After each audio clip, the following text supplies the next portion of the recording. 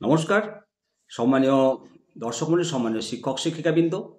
TET issue সংক্রান্ত প্রত্যেকটি update, প্রত্যেকটি পদক্ষেপ আপনাদের সঙ্গে আলোচনা করব এবং আপনাদেরকে আশ্বস্ত করব যে টেট ম্যান্ডেটরি যে রায়ের প্রভাবে প্রভাবিত আমরা, এই প্রভাব থেকে সমস্ত শিক্ষক মুক্তি পাবে। হ্যাঁ, আগামীকাল 1 ডিসেম্বর সংসদের শীতকালীন অধিবেশন। সেই শীতকালীন অধিবেশনে যাতে এই সংক্রান্ত বিল আসে এবং অর্ডিন্যান্স জারি হয়, সেই উপলক্ষে একটা বলিষ্ঠ পদক্ষেপ আজকে সকালে নেওয়া হয়েছে।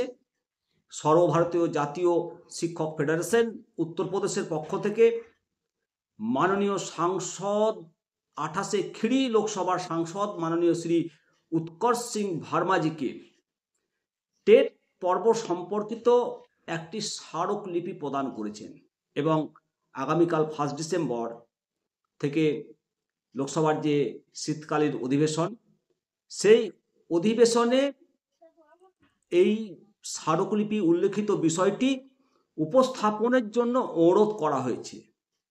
জাতীয় শিক্ষক ফেডারেশন জেলা সভাপতি শ্রী মৌর্য, জেলা সাধারণ সম্পাদক শ্রী সন্দীপ চৌরাশিয়া, জেলা মন্ত্রী শ্রী সুধীর ভার্মা, রামিয়া বিহারের ব্লক সভাপতি শ্রী বিবেক প্যাটেল, মিতাউল ব্লক সভাপতি শ্রী পরমানন্দ যাদব এবং ব্লক সংযুক্ত মন্ত্রী শ্রী অঙ্কিত সোনকার উপস্থিত ছিলেন।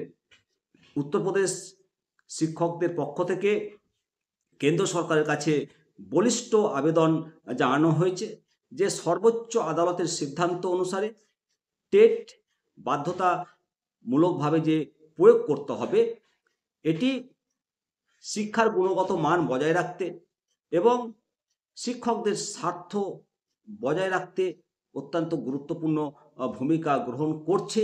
কিন্তু ইন সার্ভিস শিক্ষকদের ক্ষেত্রে রেট্রোস্পেক্টিভ প্রয়োগের ফলে এটা শিক্ষার যে অধিকার আইন, সেই অধিকার আইনে শিক্ষকদের যে মৌলিক অধিকার, সেই মৌলিক অধিকারে হস্তক্ষেপ হচ্ছে এবং নতুন সিদ্ধান্তে উভয় পদ্ধতির মধ্যে একটা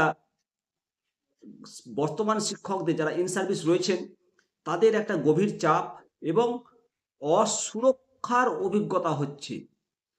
এই অবস্থায় শিক্ষার যে স্থিতিশীলতা এর বিপরীতে প্রভাব ফেলছে এবং শিক্ষার মান বজায় রাখতে শিক্ষকদের সেবা, সুরক্ষা, সম্মান রক্ষা করতে সবাই একত্রিত হওয়া প্রয়োজন এবং আশা করা যাচ্ছে যে কেন্দ্র সরকার প্রয়োজনীয় পদক্ষেপ গ্রহণ করবেন, সংসদে সংশোধনী আইন পাশ করতে সহযোগিতা করবে। অবশ্যই আপনারা কমেন্ট সেকশনে কমেন্ট করবেন, ভালো থাকবেন আর গুজবে কান দেবেন না। নানাজুনি। জয় হিন্দ, জয় ভারত।